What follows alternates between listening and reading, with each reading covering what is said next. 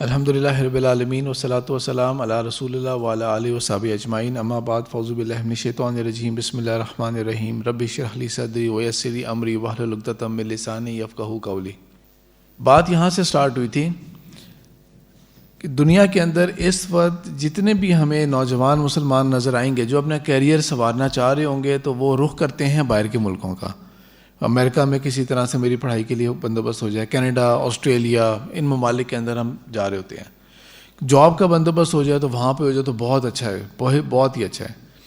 اور کوئی آپ کو وہاں سے ریلیٹڈ رشتہ آ جاتا ہے تو وہ تو بہت ہی اچھا ہے، اس سے اچھا کوئی رشتہ ہو ہی نہیں سکتا۔ بیٹی کے لیے سب سے اچھا رشتہ وہی ہوگا جو وہ بھی ہم باہر بھیج دیں گے اسے۔ تو یونیورسٹیز ہو جائیں، کمپنیز ہو جائیں، آپ کا بزنس سیٹ اپ ہے، آپ کی کوئی پرچیز ہے، آپ نے کوئی کسی قسم کا کوئی اپارٹمنٹ لینا تھا، کچھ کرنا، ہر چیز کا مرکز جو ہے نا وہ ہم نے بنایا ہوا ہے کہ ویسٹ کو بنایا ہوا ہے کہ وہاں سے خیر پھوٹتی ہے۔ لیکن وہ زمانہ بھی تھا کہ جب دنیا جو ہے وہ پوری کی پوری رخ کر رہی تھی مسلم ورلڈ کا۔ مسلم ورلڈ کا آغاز جو ہے وہ تو ہوتا ہے رسول پاک صلی اللہ علیہ وسلم اور صحابہ کے اوپر۔ یہ تو ہر اعتبار سے بہت بیکورڈ تھے، یہ لوگ ہر اعتبار سے یہ لوگ بہت بیکورڈ تھے، کیونکہ اب ہمیں پتہ ہے کہ یہاں پہ پڑھے لکھے لوگ ہی کتنے کم ہوتے تھے، اس کی طرف رجحان ہی نہیں تھا پڑھائی لکھائی کی طرف۔ زیادہ سے زیادہ یہ تھا کہ ان کے اندر چند لوگ ایسے ہوتے تھے جن کو گنا جاتا تھا کہ ان کو عربی پڑھنی لکھنی آتی ہے، عمرانی زبان بھی آتی ہے، تو بہت ہی کوئی ایکسٹرا آرڈنری کام ہو گیا یہ۔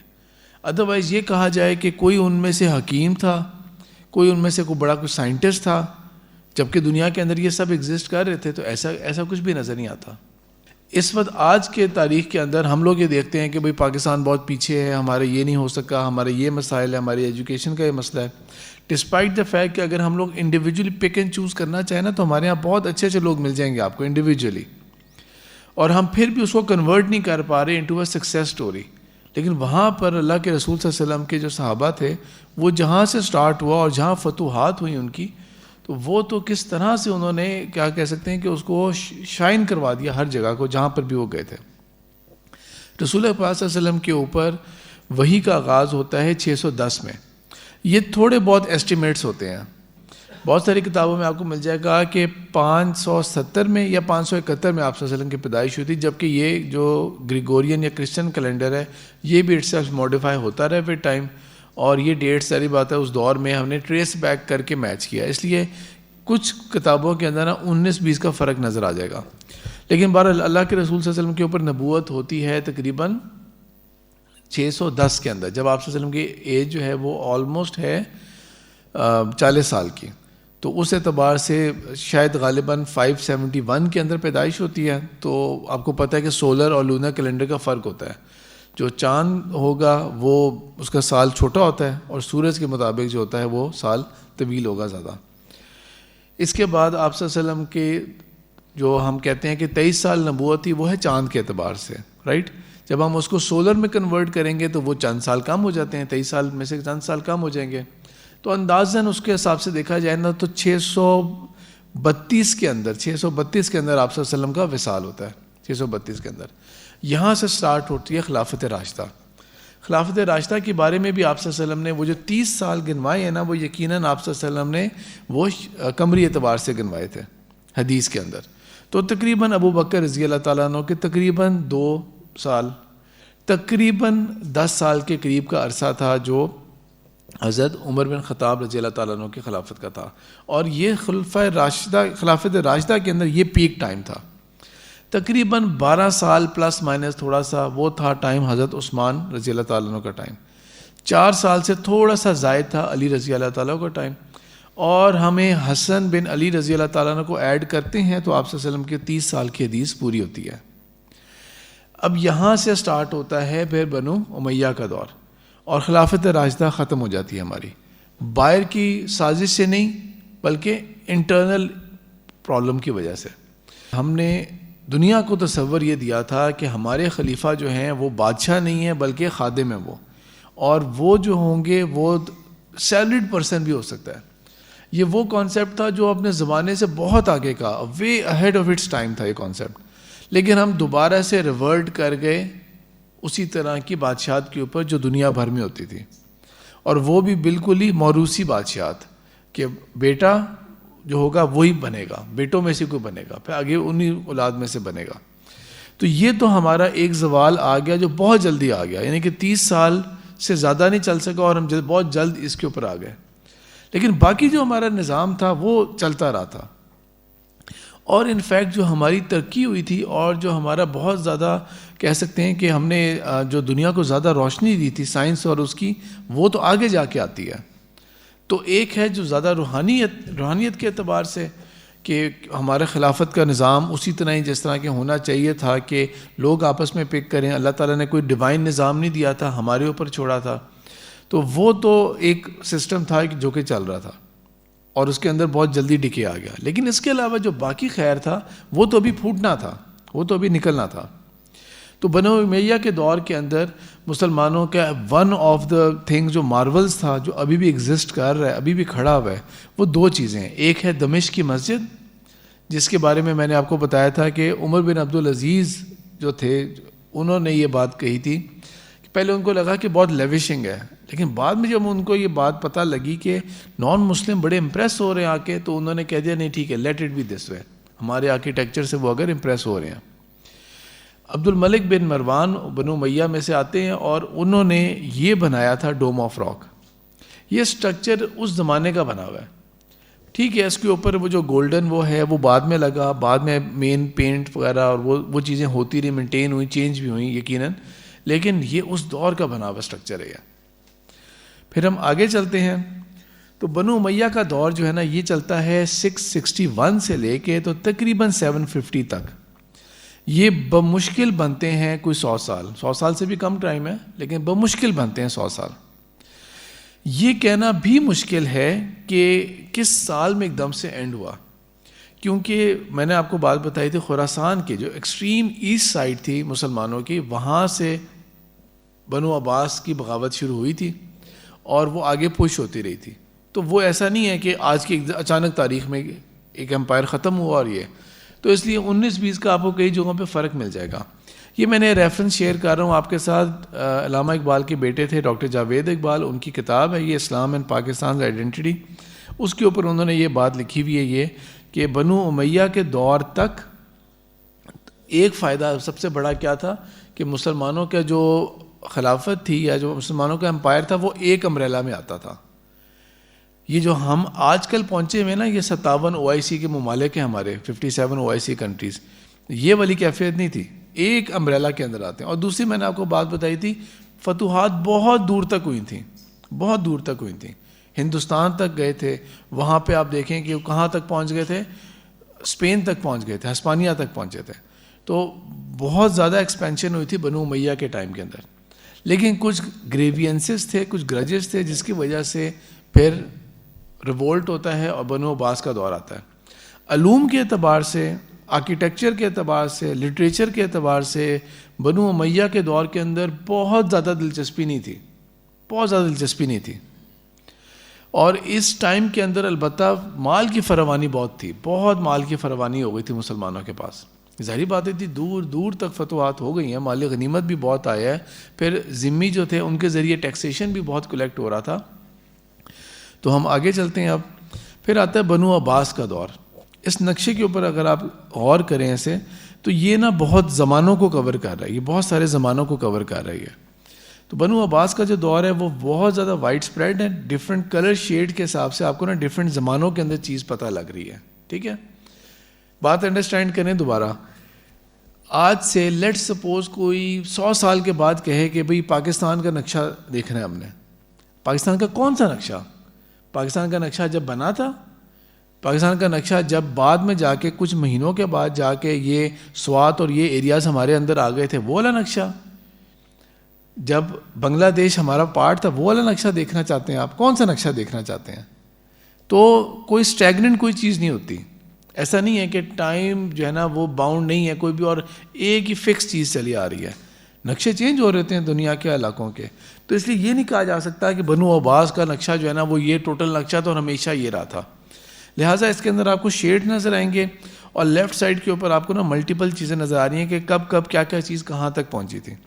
لیکن اس کو اگر آپ انڈرسٹینڈ کریں نا تو یہ ایک بہت ہی ہیوج امپائر ہے جو کہ ایکسپینڈ کر رہا ہے ایسٹ اور ویسٹ تک.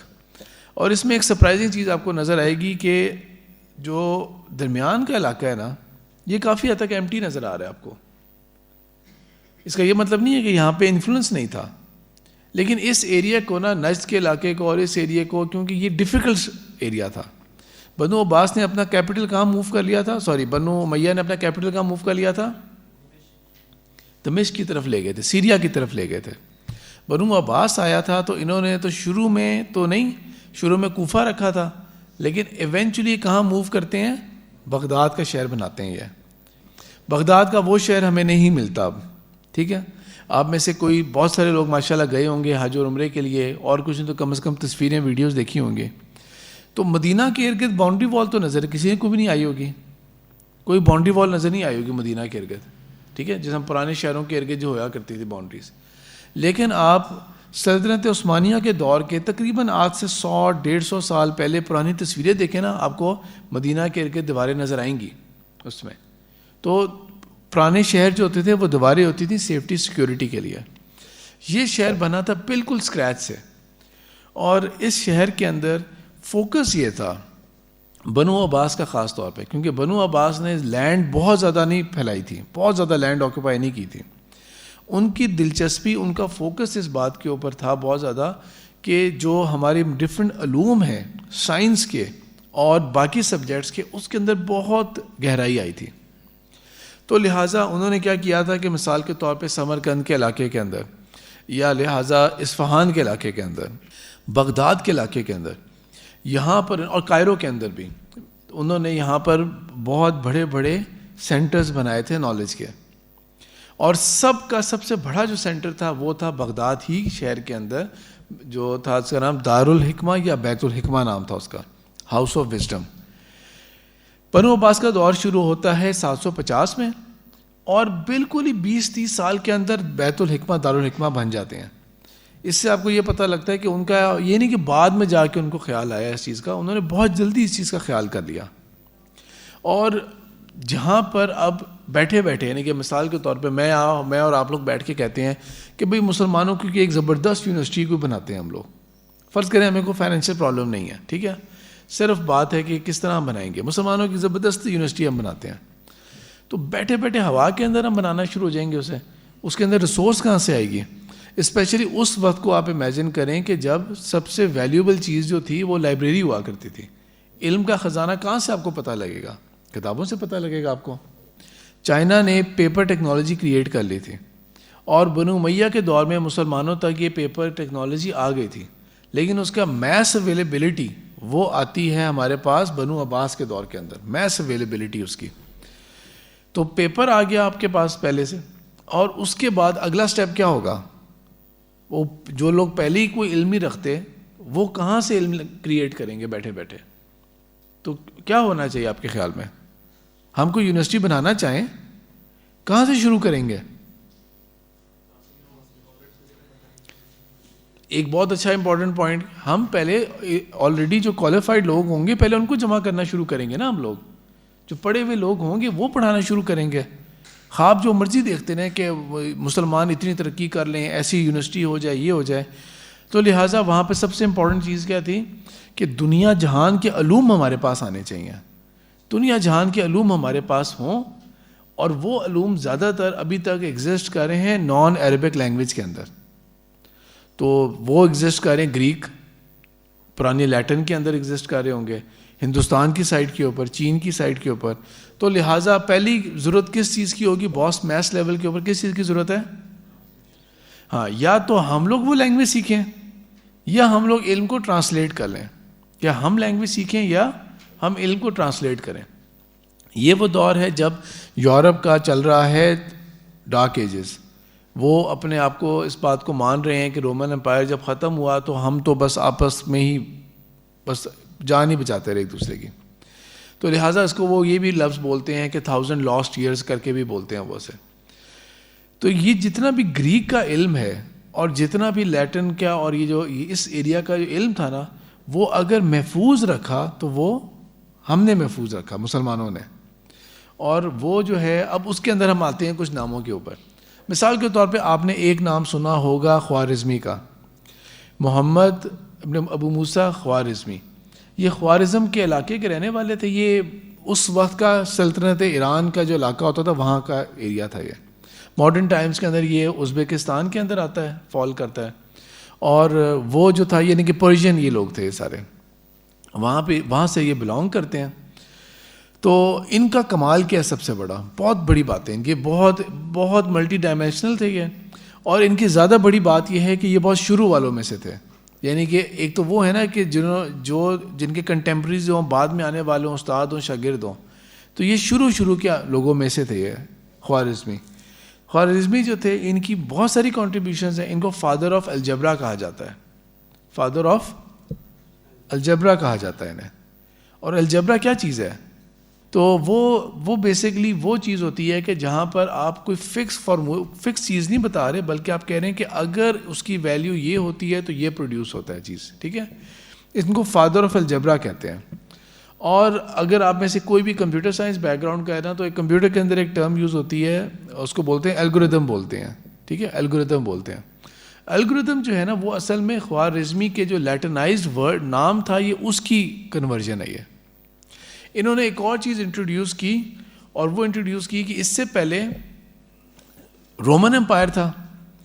آپ سب نے اتنی تو نالج ہوگا نا کہ اگر میں 3 لکھوں تو رومن میں 3 کیسے لکھتے ہیں؟ ہاں، آئی لکھیں گے. ٹھیک ہے، رومن کے اندر 9 کیسے لکھتے ہیں؟ ایسے لکھیں گے. ٹھیک ہے، رومن کے اندر 314 کے ساتھ لکھیں گے. ٹھیک ہے، خاموشی پھیل گئی. صحیح ہے. رومن کے اندر 2023 کیسے لکھیں گے؟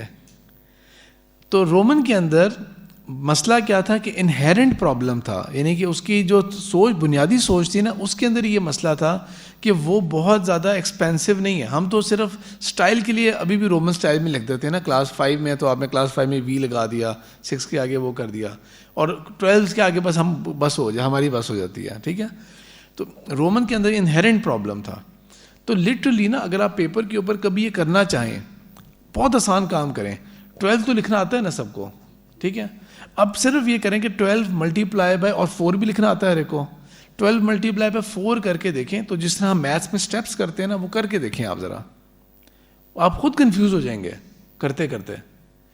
تو رومن کے اندر کیا تھا؟ انہیرنٹ مسئلہ تھا کہ وہ جس بنیاد کے اوپر انہوں نے یہ نمبر ریپرزنٹیشن کی تھی نا، اس میں گروتھ ہی نہیں ہے.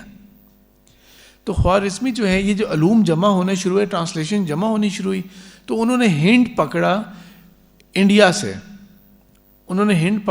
سے. اور ہنٹ کے اندر یہ انہوں نے دیکھا کہ ہم اب اپنی کرتے ہیں عربک الفابیٹس بنائیں گے ہم لوگ اپنے، اور نمبر بیس کرتے ہیں 10 کی. تو وہاں سے ہم اس کو لے کے چلتے ہیں. تو 0 سے لے کے 9 تک کی جو بیس ہوتی ہے. ٹھیک ہے، ایک جگہ کے اوپر آپ 0 سے لے کے 9 تک ہی لکھ سکتے ہیں نا. پھر اگلی جگہ پہ آ جاتا ہے نمبر، رائٹ. پھر 10 آ جائے گا، پھر وہ چلتا رہے گا، 99 تک جائے گا، پھر 100 پہ آ جائے گا. تو بیس 10 ہوتی ہے. تو انہوں نے اس کی بیس کے اوپر 10 بیس کے نمبرز انٹروڈیوس کیے. اور جب اس کے اوپر کیلکولیشنز اور ایون الجبرا بھی اپلائی ہوتا ہے، تو وہ بہت سمپلیفائڈ ہے، بہت ایزی ہے. اس کے اندر ایک دم سے پروگریس ہے. پہلے والے میں تو ایک دم سے شروع میں ہرڈل آپ نے کر دیا کہ آپ 12 ملٹیپلائی بائی 4 بھی نہیں کر پا رہے آپ. تو انہوں نے ایک دم سے ایک ایسا راستہ دکھایا جو بہت کھلا ہوا تھا. اور آج کل کے جو انگلش نمبرنگ ہوتی ہے وہ انفلوئنسڈ ہے عربک سے.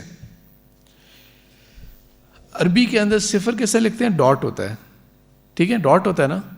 تو انگلش کے اندر 0 کیا ہوتا ہے؟ اسی ڈاٹ کو کھول دیں تو وہ دائرہ بن گیا. 1 ایسے ہی ہوتا ہے جیسے 1 ہوتا ہے. اردو کے اندر عربک کے اندر 2 کس طرح لکھتے ہیں؟ اس طرح لکھتے ہیں. آپ پیپر پہ لکھیں اور پھر پیپر کو نا ٹلٹ کر لیں، یہ انگلش والا 2 بن جائے گا. ٹھیک ہے، 3 اس کے اندر یوں لکھتے ہیں، ایسے ہی ہے. 4 فرق ہے. ٹھیک ہے، 5 جو ہے نا وہ تھوڑا سا فرق ہو جائے گا. 6 بھی. 7 بالکل سیم ہے، پیج کو گھما دیں آپ. 8 9 بالکل ویسے لکھا جاتا ہے. یہ انسپائرڈ ہے عربک سے، جس نمبر بیس کو خوارزمی نے انٹروڈیوس کیا تھا. اچھا، پھر اس کے بعد ایک کانسیپٹ دیا خوارزمی نے، وہ تھا ڈیسیمل کا کانسیپٹ. 1.1 1.2 1.3 یہ بھی خوارزمی نے دیا تھا. اب اور اس کے ساتھ ایک نیا کانسیپٹ ایڈ ہوتا ہے، وہ یہ ہے کہ جن کو تھوڑی بہت بھی میتھس آتی ہے، تو 1 جو ہے نا وہ ایک فائنائٹ نمبر ہے، 1 ایک فکس نمبر ہے، فائنائٹ نمبر ہے، 2 بھی فکس نمبر ہے، فائنائٹ نمبر ہے، ٹھیک ہے. انفینٹی کسے کہتے ہیں؟ 1 2 3 4 5 لکھنا شروع ہو جائے، بس لکھتے جائیں نمبر لکھتے جائیں جتنا مرضی لگاتے جائیں آگے، انفینٹی ہے نا، ٹھیک ہے. اور اس طرف بھی دوسری سائڈ پہ بھی نمبر لائن پہ چلے جائیں، انفینٹی ہے. انہوں نے ایک اور کانسیپٹ یہ بھی سمجھایا ساتھ ساتھ نمبر لائن کے ساتھ کہ ہر 2 نمبرز کے درمیان میں بھی انفینٹی ہوتی ہے، 1.1 1.2 1.3 1.4 تک 1.9، لیکن 1.1 1 بھی کر سکتے ہیں، 1.12 بھی کر سکتے ہیں، پھر 112 بھی کر دیں، تو جتنا مرضی کھینچتے جائیں. یہ کانسیپٹ انہوں نے دیا. یہ کس سال کی بات ہو رہی ہے؟ 8th سینچری کی بات ہو رہی ہے، 8th سینچری کے اندر، ٹھیک ہے. 8th سینچری کے اندر جو بھی آپ لوگ، میں کوشش کر رہا ہوں آپ لوگ سمجھ جائیں، وہ 8th سینچری کے اندر بات ہو رہی تھی. اچھا، ان کی اور بھی بہت زیادہ کارنامے ہیں، لیکن فی الحال کے لیے ہم ان کو چھوڑتے ہیں، ٹھیک ہے. ہم آگے کسی اور پہ موو کرتے ہیں. ہم موو کرتے ہیں البیرونی کے اوپر. نام کم از کم سنا ہوگا آپ لوگوں نے، کم از کم نام سنا ہوگا، ٹھیک ہے. اچھا، بہت ہی لٹرل نام ہے ان کا. ان کو البیرونی اس لیے کہتے ہیں کہ یہ خوارزم کے شہر کے باہر ایک اور گاؤں میں پیدا ہوئے تھے، تو یہ بیرونی ہے یہ، ٹھیک ہے، یہ باہر سے آئے ہیں، تو یہ ان کا نام وہاں سے بنتا ہے. انہوں نے جو علوم حاصل کیے تھے نا، اس کے اندر انہوں نے دوسری زبانیں سیکھیں. انہوں نے سب سے مشکل زبان سمجھی جاتی تھی سنسکرت اس دور میں، انہوں نے وہ بھی سیکھی. محمود غزنوی کا ٹائم تھا اس سائڈ کے اوپر، تو محمود غزنوی کی فوج کے اندر یہ ایز اسکالر شامل ہوئے تھے. جب وہاں پہ گئے ہیں تو انہوں نے پہلے سنسکرت سیکھی ہے، ٹھیک ہے. ہم آج کل کے ڈاکٹر ذاکر نائک کی بات نہیں کر رہے. انہوں نے پہلے سنسکرت سیکھی ہے، پھر بھگوت گیتا پڑھی ہے، بھگوت گیتا کو ٹرانسلیٹ کیا ہے، ویداس کی چاروں کی چاروں کتابوں کو ٹرانسلیٹ کیا ہے. پراناس کو انہوں نے ٹرانسلیٹ نہیں کیا تھا، ویداس کو پڑھا تھا. پراناس کو انہوں نے پڑھا، اور پرانی ان کی جتنی بھی لینگویجز تھیں اوریجنل ٹیکسٹ کے اندر انہوں نے اس کو پڑھا. پھر وہاں کے جو مختلف سائنسدان تھے یا جو ان کے تھاٹس تھی، ان کو کافی حد تک ٹرانسلیشن کرنے میں ہیلپ کی. گریکس کی بھی ٹرانسلیشن کی، لیکن ایک فنڈامنٹل چینج کیا. گریکس جو تھے نا، ایرسٹاٹل، پلوٹو اور یہ جتنے بھی تھے، ان سب کے نزدیک ایک بات جو تھی نا وہ یہ تھی کہ جو کیا کہتے ہیں اسے، کہ جو سائنس ہے نا وہ اس کو فلسفہ سمجھتے تھے. یعنی کہ دنیا گھوم رہی ہے یا دنیا کے ارد گرد چیزیں گھوم رہی ہیں، اس کو وہ سائنٹیفکلی نہیں ایکسپلور کرتے تھے، وہ اس کو فلسفے میں لے کے جاتے تھے کہ اس طرح ہوتا ہوگا، یہ چیز ہوگی، اس طرح ہوگا، فلانی چیز ہوگی. مثال کے طور پہ اسٹیبلش سوچ یہ رکھی ہوئی تھی اس دور کی، یہ تھی کہ جو روشنی ہے نا اس کا ٹرانسمیٹر آنکھ ہوتی ہے. آپ کی آنکھ میں روشنی ہوتی ہے تو آپ چیزیں دیکھتے ہیں، اور آنکھ میں فالٹ ہوگا نا تو آپ کو چیزیں نظر نہیں آ رہی کیونکہ روشنی نہیں وہاں سے جائے گی. اب آج کل تو ہمیں آرام سے بات پتہ ہے کہ بھئی لائٹ یہاں سے آتی ہے، سورج وہاں سے آتا ہے، ٹھیک ہے. لیکن اگر سائنس ہی اسٹیبلش ہو اس دور کی، آپ امیجن کر کے دیکھیں نا، اگر علوم میں یہ بات اسٹیبلشڈ ہو، جس چیز کی انہوں نے ٹرانسلیشن کی، جس چیز کی ٹرانسلیشن کی، اگر علوم میں بات ہی یہ بیٹھی ہوئی ہو کہ آنکھ سے روشنی نکلتی ہے جس کی وجہ سے آپ کو چیزیں نظر آتی ہیں، تو کتنا جینیس چاہیے ہوگا یہ بتانے کے لیے کہ نہیں، آنکھ ریسیپینٹ ہوتی ہے، آنکھ جو ہوتی ہے وہ ریسیو کرتی ہے لائٹ کو، آنکھ سے لائٹ ہی نکل رہی ہوتی، ٹھیک ہے. یعنی کہ ابھی ہمیں آبویس لگ رہا ہے یہ بات، لیکن وہ بہت جینیس چاہیے اس چیز کو سوچنے کے لیے. یہ البیرونی کا ہی ایک فگر ہے، ڈائیگرام ہے ان کی. یہ کس چیز کو آئیڈینٹیفائی کر رہا ہے؟ میرے اور آپ کے لیے ابھی اس کو سمجھنا کوئی مشکل تو نہیں لگ رہا نا آپ کو. یہ عربی نہیں بھی پڑھی جا رہی اگر، ٹھیک ہے، وہ سوائے وہ کیا آفتاب لکھا ہوا ہے اس کے علاوہ باقی نہیں بھی پڑھی جا رہی. تصویر دیکھ کے آپ کو کیا سمجھ لگ رہی ہے؟ ہاں پتہ لگ رہا ہے کہ یہ دنیا کے ارد گرد جو ہے نا کیا گھوم رہا ہوگا، چاند گھوم رہا ہوگا، اس طرف سورج ہے، اور ہم نے تو بچپن سے پڑھا ہوا ہے یہ.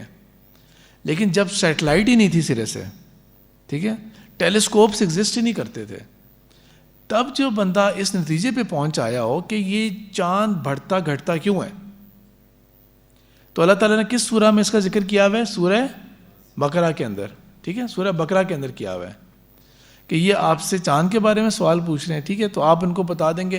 اب ہمارا اور اس دور کے لوگوں کا یہی فرق تھا کہ ہم نے قرآن کی آیت پڑھ لی اور ہم نے کہہ دیا کہ ہاں بس جو اس کا ترجمہ تھا وہی پڑھ لیا اور آگے دماغ لے کے ہی نہیں گئے. انہوں نے اس کو سائنٹیفکلی دیکھا کہ کس طرح ہو رہا ہے، یہ کیوں رہا ہوگا، آج یہ ہے، آج یہ ہے، آج یہ ہے، کیوں ہو رہا ہوگا، یہ ریزن کیا ہے اس کا. یہ ڈائیگرام اس وقت زمانے میں بنانا مارول تھا یہ پلس یہ ان سائنسدانوں میں سے بھی تھے جنہوں نے بہت جلدی اس نتیجے پہ پہنچے تھے کہ ارتھ بھی گھوم رہی ہے.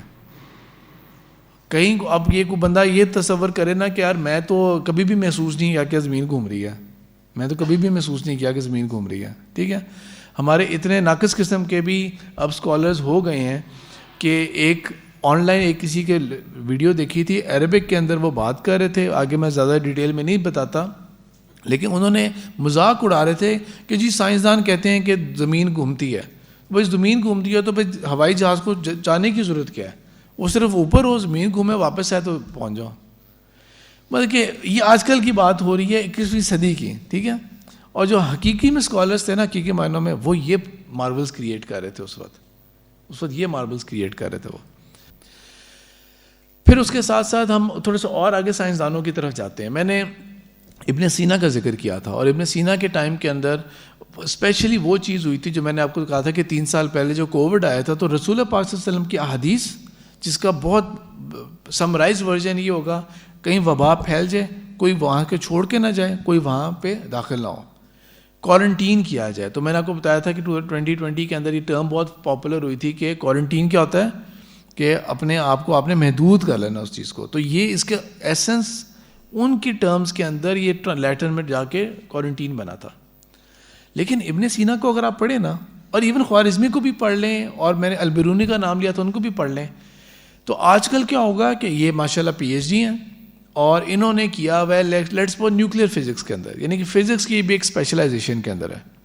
اچھا یہ جو ہے نا, یہ تو میڈیکل ڈاکٹر ہیں یہ. اچھا یہ کیا کس چیز کو دیکھ رہے ہوتے ہیں یہ چیزیں؟ یہ کارڈیولوجسٹ ہیں. یعنی کہ اگر آپ اپنے آنکھ کا مسئلہ لے کے جائیں گے تو یہ نہیں بتا سکیں گے, ٹھیک ہے, کیونکہ یہ دل کے امراض کے ماہر ہیں. لیکن اگر آپ ان سب سائنسدانوں کو پڑھیں نا, یہ سارے انہوں نے قرآن بھی پڑھا ہوا تھا, انہوں نے قرآن کے بھی عالم تھے, یہ لوگ قرآن سے اخذ بھی کرتے تھے اپنے مسائل. پھر اس کے ساتھ ساتھ یہ لوگ میڈیسن بھی جانتے تھے.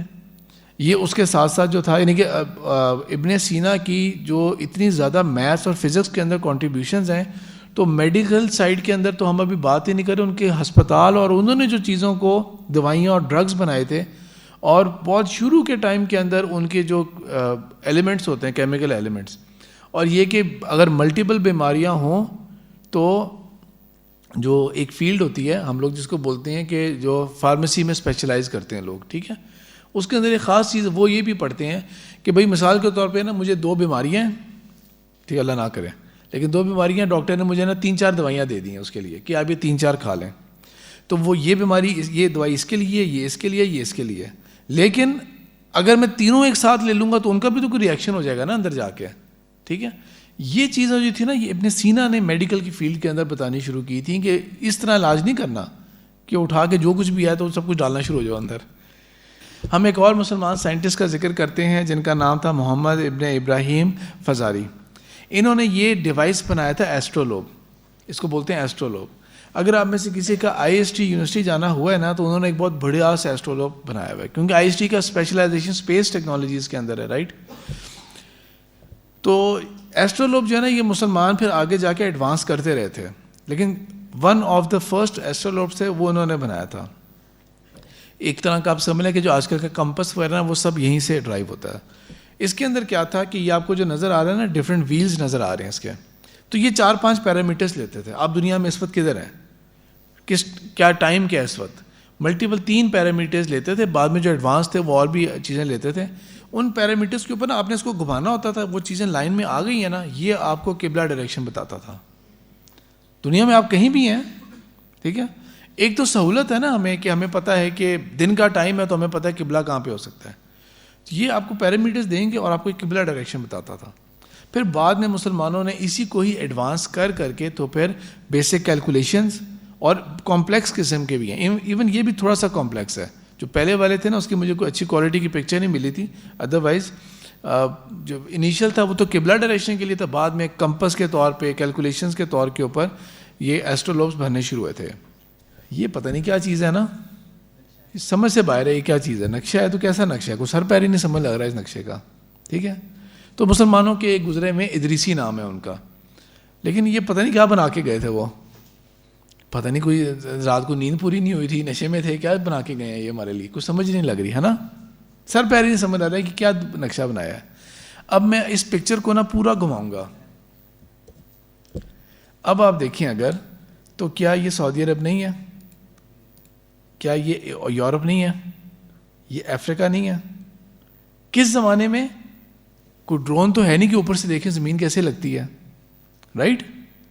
کوئی ایسی چیز تو ہے نہیں نا کہ ڈرون ہے کہ اوپر آپ کو جا کے دیکھیں آپ, یا سیٹلائٹ اوپر جا کے دیکھیں. اب تو ہمارے لیے آپ گوگل کے اوپر سرچ کر کے دیکھیں گے تو سیٹلائٹ امیج تو آپ کو اوپر سے نظر آنا شروع ہوگا, بڑے پرفیکٹ شیپ بنا سکتے ہیں. جب اوپر سے کوئی نظر ہی کچھ نہیں آ سکتا, اور اس شخص نے دنیا کے اتنی بڑی دنیا کا نقشہ بنا دیا, تب اس وقت کی نون ورلڈ یہ تھی. ظاہری بات ہے تب یہ معلوم نہیں تھا کہ آسٹریلیا بھی کوئی چیز ہے, یہ معلوم نہیں تھا کہ امریکہ کی سائڈ کے اوپر بھی کوئی چیز ہے, رائٹ.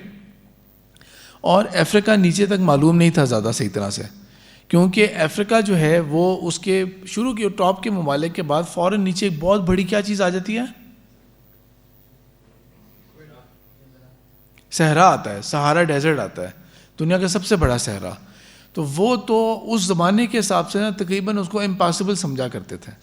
اسی وجہ سے آپ دیکھیں کہ جتنے بھی افریقہ کے نارتھ کنٹریز ہیں, مصر, لیبیا, ٹونیشیا, اینڈ میں جاتے جائیں موروکو تک جائیں آپ, ان سب لوگوں کے نا سکن کلر اور اپیرنس فرق ہے. اور سہارا ڈیزرٹ کے نیچے جتنے بھی ہیں نا وہ صحیح معنوں میں افریقن لگتے ہیں وہ, ٹھیک ہے, جس کو ہم حبشی بھی بولتے ہیں. ان کا سکن کلر ہی فرق ہے, کیونکہ یہ سہارا ڈیزرٹ جو ہے نا امپاسبل تھا. افریقہ کو ہم جانتے تھے تو صرف یہ عرب کے ساحل اور یہاں سے جانتے تھے کہ ادھر بھی کوئی تجارت ہوتا ہے, لیکن ڈیپتھ کے اندر کیا تھا وغیرہ وہ اس طرح معلوم نہیں تھا.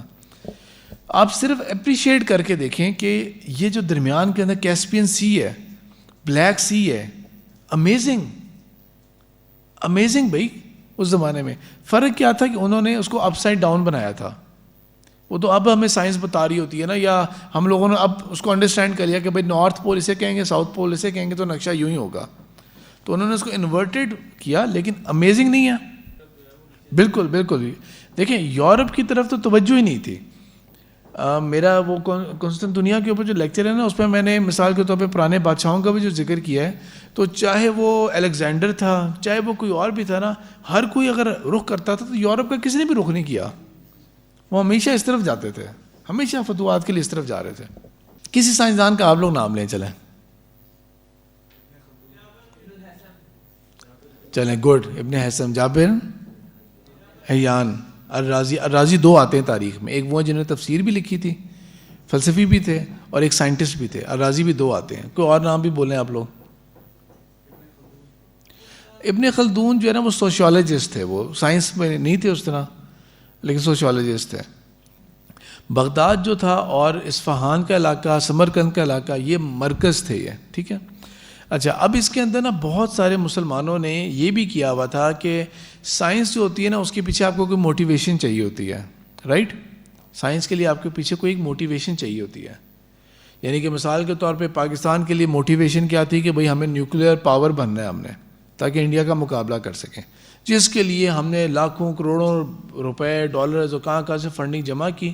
سائنسٹسٹ کو موقع ملا, چاہے ہم نے نیوکلیئر پاور پلانٹس بھی بنا لیے, چاہے ہم نے اس کے بعد ایٹامک کے چھوٹے سائز کے بھی بنا لیے, بڑے سائز کی بھی بنا لیے, لیکن ایک ضرورت ہوتی ہے آپ کو جس کے لیے آپ کہتے ہیں میں سیکریفائز کروں گا. تو ہمارے بہت سارے سائنسدان ہیں نا, انہوں نے جو آج کل کے ہم جس کو کہیں گے نا میٹیریل سائنس اور میٹالرجی جسے بولتے ہیں, اور جو پھر اس کے بعد ہوتا ہے کیمیکلز کا ریئیکشن, وہ مثال کے طور پہ یہ کہ آپ نے واقعات پڑھے ہوں گے, خالد بن ولید کی جنگ ہو رہی تھی اور 9 تلواریں انہوں نے ایک دن میں توڑی تھیں. بہادری کی علامت ضرور ہے, لیکن 9 تلواریں ٹوٹیں, کیا مطلب, ٹوٹ کیوں نہیں ہیں تلواریں؟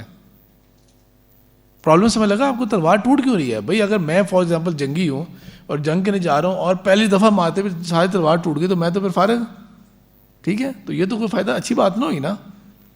تو لہٰذا اس وقت کے پھر سائنٹسٹ جو تھے ان کا یہ کام تھا کہ فائنڈ آؤٹ کریں اس مٹیریل کو جس مٹیریل کے ذریعے تلوار نہ ٹوٹے, تلوار کو اور مضبوط کیسے کیا جا سکتا ہے. پھر پرانے وقتوں میں آپ صلی اللہ علیہ وسلم کے دور میں بھی واقعات ملتے ہیں, تو پالش اور زنگ سے پاک کرنا وہ تو پہلے بھی ہوتا تھا, لیکن بعد میں جا کے مسلمانوں نے وہ بھی ٹیکنیکس نکالی کہ اگر مٹیریل ہی ایسا ہو جس پہ زنگ نہ آیا کرے, ہاؤ اباؤٹ دیٹ, ہے نا, مٹیریلی ایسا ہو جس پہ زنگ نہ آئے. اور تلوار جو ہے نا وہ ہوتا تھا, علی رضی اللہ تعالیٰ کی تلوار کے بارے میں آتا ہے, وہ اتنی بھاری تھی کہ عام بندہ اس کو سوئنگ نہیں کر سکتا تھا جب تک دونوں ہاتھوں سے نہ پکڑے, جس کو وہ سوئنگ کر لیا کرتے تھے, گھما لیا کرتے تھے. تو تلوار کا بھاری ہونا ضروری نہیں ہے. تلوار اگر ایسے مٹیریل کی بنی ہو کہ اٹھانے میں لائٹ ہو, اٹھانے میں لائٹ بھی ہو, لیکن جو کام کرنا ہے وہ کام کر دکھائے وہ. اسی طرح بہت قسم کے پتھر جو ہوتے تھے ان کے اوپر ہوتا تھا, اسٹڈی ہوتی تھی کہ کس پتھر کا کتنا ویٹ ہے, کس کو کنسٹرکشن میں کہاں یوز کیا جا سکتا ہے. اچھا, اب پوٹری اور پیالے اور یہ چیزیں نا آپ نے دیکھی ہوں گی, پرانی تصویروں کے اندر دیکھیں. آپ میں سے کسی کو اگر استنبول جانے کا موقع ملے تو وہاں پر ان کا نا ٹوپ کپی پیلس ہے, جس کے اندر ان کے اپنے بادشاہوں کی بھی چیزیں ہیں, لیکن پھر ایک ایریا ہے جہاں پہ نا ہولی ریلکس کے نام سے ہے, جہاں پہ اسلامی تبرکات ہیں. تو وہ بالکل سادے سادی چیزیں, لیکن شیپ وہی ہے پیالے کی. بنو عباس کے دور کے اندر نا انہوں نے پالشڈ پوٹری شروع کی تھی کہ اب جو سرفیس ہوگا نا وہ شائن کر رہا ہوگا, پالشڈ ہوگا. تو مارکیٹ, کیونکہ مال آ گیا مسلمانوں کے پاس, تو مارکیٹ جو ہے نا اب وہ ہونی شروع ہوئی کہ بھائی اب جو پوٹری ہوگی نا اس کے اوپر کوئی ڈیزائنز بھی ہونے چاہیے, چاہے وہ اسلامی آیات لکھی ہوئی ہوں, چاہے جیومیٹرک شیپ بنی ہو, پھول بنے ہوں, لیکن کوئی چیز ہو. تو ایسی جب ڈیمانڈ کریٹ ہوتی ہے تو پھر کون سا علم فروغ پائے گا؟ آرٹس کا علم, وہ علم فروغ پائے گا نا جب ایسی ڈیمانڈ ہوگی. یعنی کہ مثال کے طور پہ آج کل کوئی بندہ جو ہے نا وہ کہہ دے کہ میں جی عربک لینگویج کا ایکسپرٹ بننا چاہ رہا ہوں, اور میں لیٹ سپوز کہ میں فرینچ یا کوئی اور لینگویج کا ایکسپرٹ بننا چاہ رہا ہوں. بہت مبارک ہو, آپ بن گئے ایکسپرٹ. اب ایکسپرٹ بننے کے آپ بعد کیا کریں گے؟ جاب کیا ہوگی آپ کی؟ کہیں آپ کو یا تو انٹرپریٹر کی جاب کریں گے, کسی اور کو یا دوبارہ پڑھا رہے ہوں گے, یا گھوم پھر کے اور کیا کام ہو جائے گا نا. لیکن اگر یہ ہو نا کہ گورنمنٹ آف پاکستان یہ اناؤنس کرے کہ بھئی ہم میس اسکیل کے اوپر ہم بکس ٹرانسلیٹ کرنے لگے ہیں, ہمارے پرانی کتابیں جو ہے نا عربی کے اندر اور فارسی کے اندر اسپیشلی, ہم ان کو اب اردو میں ٹرانسلیٹ کرنا چاہ رہے ہیں, گورنمنٹ فنڈنگ کرے, تو پھر آپ دیکھیں کہ ایک ڈیمانڈ کریٹ ہوتی ہے نا, تو پھر لوگ جا کے فارسی سیکھیں گے, اردو سیکھیں گے, انگلش سیکھیں گے, اور اس کو پرانی کتابوں کو اردو یا عربک یا انگلش کے اندر ٹرانسلیٹ کریں گے. ڈیمانڈ ہونی چاہیے نا. تو اس طرح کر کے نا ڈیمانڈ کریٹ ہوتی ہے تو پھر ایک نیا آرٹ سامنے آتا ہے. کوئی ڈیمانڈ کریٹ ہوگی اور ایک نیا آرٹ سامنے آئے گا. تو مسلمانوں کے میتھس کے اندر جیومیٹری جو تھی نا اس کے اس طرح کی ڈیمانڈس کریٹ ہوئیں. یا آرکیٹیکچر بنانا چاہ رہے ہیں, رائٹ, پریکٹیکل ایگزامپلس. ہم نے تو بچپن سے بس یہ سیکھا ہوتا ہے A square plus B square plus 2ab, کیوں کر رہے ہیں, کس لیے کر رہے ہیں, کچھ پتہ نہیں ہمیں. لیکن مثال کے طور پہ وہ ہو رہا ہے کہ بادشاہ چاہ رہے ہیں کہ بھئی ایک جگہ کے اوپر ہم لوگ وہ اسٹوریج بنانا چاہ رہے ہیں, تو یہاں پہ کتنا غلہ جمع ہو سکے گا. اب یہ آتا ہے شیپس کے اندر, ایریا کو کیلکولیٹ کرنے والی میتھس. تو جب ڈیمانڈ ہوئی, کنسٹرکشنز ہو رہی ہیں, تو یہ چیز سامنے آتی ہے. ڈیکوریشن کرنا ہے ہم نے تو بھئی جیومیٹری بنانی ہے اس کی ہم نے, تو وہ اس کے لیے. اور آپ کو پتہ ہے کہ ہماری جو اسلامک آرٹ ہے جس کی بہت تھوڑی سی رمق ہے, کبھی کبھی چند مسجدوں میں نظر آ جاتی ہے کہ وہ جہاں پہ دیوار ہوگی تو مین دیوار کے اوپر تھوڑے بہت جو انہوں نے آرٹ ٹائپ کیا ہوگا. تو اس کی ڈیمانڈ ہوتی تھی ڈیکور کی اور اس چیز کی کہ وہ پھر ہاتھ سے کریٹ کرتے تھے ان چیزوں کو. پھر میں نے آپ کو بتایا تھا کہ 800s اور 900s کے اندر ترک آنا شروع ہوئے تھے عباسی سلطنت کے دور, اس کے اندر پیرامڈ, اس کے اندر امپائر کے اندر آنا شروع ہوئے تھے. ہم فتوحات نہیں کر رہے, ہم وہاں نہیں جا رہے, وہ آ رہے ہیں ادھر, وہ ٹریول کر رہے ہیں. اور کیونکہ ان کی ہسٹری اس طرح ڈاکیومنٹڈ نہیں ہے تو اس لیے بہت ڈیٹیل معلوم نہیں ہے کہ کیا وجوہات تھیں, کیا تھیں. بہت زیادہ کیا سرائی ہیں اور بہت ساری جو ہے نا وہ آئیڈیاز ہیں. تو میں نے آپ کو حوالہ دیا تھا اس میں کہ علامہ اقبال کے ٹیچر تھے, ان کا نام آرنلڈ تھا, ادھر ہی ہوا کرتے تھے, جنہوں نے علامہ اقبال کو بہت موٹیویٹ کیا تھا کہ وہ UK جا کے علم حاصل کریں. جب تک یہاں پہ تھے نا تو اقبال نے اپنے UK وہاں جانے سے پہلے علم حاصل کرنے سے پہلے یہاں پہ جاب کرنی شروع کر دی تھی. ٹھیک ہے, یہیں پہ جاب کرتے تھے, پنجاب یونیورسٹی میں جاب کرتے تھے, اور ان کی سیلری جو تھی نا وہ 72 روپیز ہوا کرتی تھی. ٹھیک ہے, 72 روپے ہوتی تھی. تو میں نے ان کی کتاب کا ذکر کیا تھا, وہ میں کتاب لے کے آیا ہوں, وہ یہ کتاب ہے اور یہ پڑھنے والی کتاب ہے. اس کا نام ہے کتاب کا the preaching of Islam, Thomas Walter Arnold. ٹھیک ہے, یہ اقبال کے استاد تھے, انہوں نے کتاب لکھی ہے. اچھا, یہ میں کتاب کیوں بتانا چاہ رہا ہوں, ٹائٹل کیا ہے اس کا, پریچنگ آف اسلام، اسلام کی دعوت اور تبلیغ. اس میں انہوں نے خاص طور پہ اس ایسپیکٹ کو ہائی لائٹ کیا ہے کہ اسلام جو پھیلا ہے اسپیشلی دعوت تبلیغ سے، تو کون کون سی قومیں کس طرح اسلام کے دائرے میں آئی ہیں. اور کچھ نہیں تو کم از کم آپ لوگوں نے اتنا تو سنا ہوگا نا ڈاکٹر ذاکر نائک کے لیکچرز کے اندر کہ جی انڈونیشیا کے مسلمان کیسے مسلمان ہوئے تھے. ہم نے کوئی آرمی تو نہیں بھیجی تھی، فتوحات تو نہیں کی تھی ہم نے، یہ جملہ بولتے رہے نا وہ ڈاکٹر ذاکر نائک. تو تاجر تھے جی بالکل، چائنا کو بھی ہم نے فتح نہیں کیا تھا. تو اسی طرح ترک قوم بھی جو تھی نا، ان کو وہاں جا کے ہم نے فتح نہیں کیا تھا انہیں، وہ لوگ مسلمان ہوئے تھے. تو یہ کتاب اس اعتبار سے بہت اچھی ہے کہ آپ کو نا یہ وہ ایسپیکٹ بتاتی ہے جو عام طور پہ ہم اگنور کر دیتے ہیں. یعنی کہ ہم پڑھتے ہیں نا تو ہم اسپین کو ضرور پڑھ لیں گے، جو پڑھے گا وہ اسپین کو ضرور پڑھ لے گا، انڈیا کو ضرور پڑھ لیں گے کس طرح مغل آئے اور یہاں پہ ہوا. لیکن واٹ اباؤٹ ادر نیشنز جہاں پہ اسلام کی فوجیں نہیں گئی تھیں، وہ کیسے مسلمان ہوئے تھے؟ تو ان کا ذکر آتا ہے. اب وہ جو ترک تھے وہ عباسی دور نے اپنے پاس ہائر کیا. سلطنت عباسیہ جو تھا نا، اس کا جو مائٹ اور پاور تھی نا، یہ اتنی زیادہ تھی کہ میں نے آپ کو لاسٹ ٹائم بتایا تھا کہ فرانس کے بادشاہ نے ایک ایمیسریز بھیجے تھے، تو جواب میں پرفیومز اور بڑے مہنگے مہنگے کپڑے اور ایک ہاتھی بھی بھیجا تھا جو بہت ویلیوبل، پورا یورپ دیکھنے آ رہا تھا کہ وہ کوئی چیز آئی ہے بھائی، عباسی دور سے آئی ہے، وہاں سے آئی ہے. لیکن پھر ان کا جب زوال آیا تھا نا، تو زوال کی شکل یہ بنی تھی ان کی کہ ان کا زوال آتا ہے بہت دیر بعد آتا ہے. تو بنو امیہ کب ختم ہوتا ہے؟ 750 میں، ٹھیک ہے، اگر ہم ایک خاص فارمولے کو مان لیں.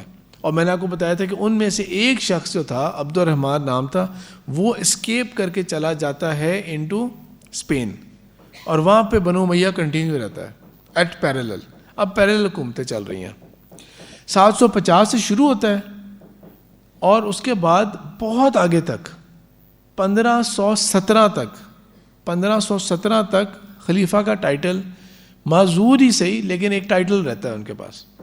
البتہ جو مائٹ ہوتی ہے نا، جو صحیح پاور ہوتی ہے کہ آپ کے رٹ ہے، آپ کی حکومت ہے، وہ سلطنت عباسیہ کی بہت جلدی کا زوال پہ چلے گئے تھے، بہت جلد چلے گئے تھے.